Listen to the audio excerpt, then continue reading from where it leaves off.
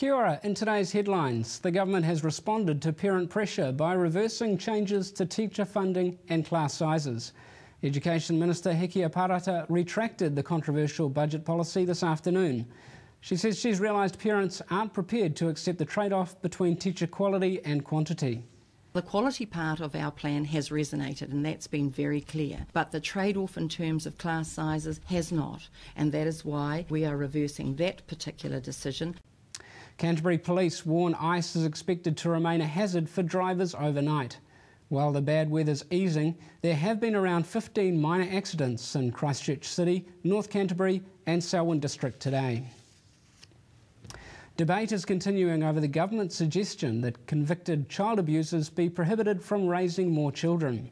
Social Development Minister Paula Bennett justified the preventative measures, saying even abused pets have more legal protection.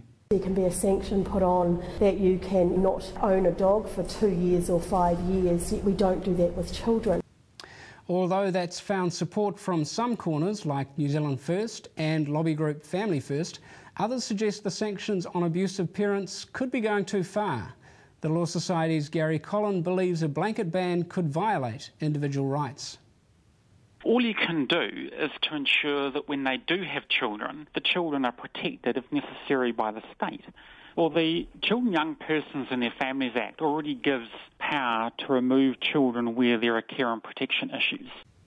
He would rather see more government funding of existing protection measures. A major change could lie ahead for the broadcasting industry. There are currently 4 separate codes for free-to-air TV, pay TV, radio and election programs. The Broadcasting Standards Authority suggests combining those into a single code. The government is being applauded for its moves to improve organ donation rates. Minister of Health Tony Ryle announced $4 million will be spent over 4 years, including training for healthcare professionals to identify patients who might become donors. They talk about what it actually means to harvest the organs, and it sounds a bit harsh, and then also to talk about the huge opportunity to benefit quality of life for other New Zealanders. Price increases are looming for some passengers passing through Auckland Airport. The company has today published a new pricing schedule for the next 5 years. Charges for international passengers drop to $21.55, but domestic passengers' fees increase slightly to $5.55.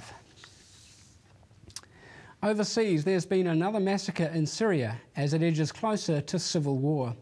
Activists say 78 people have died in a tiny farming hamlet near Hama after it was shelled by government tanks, and then militia moved in, stabbing and shooting victims. It's reported the Syrian opposition hope if this is proven to be yet another massacre, the international community will act.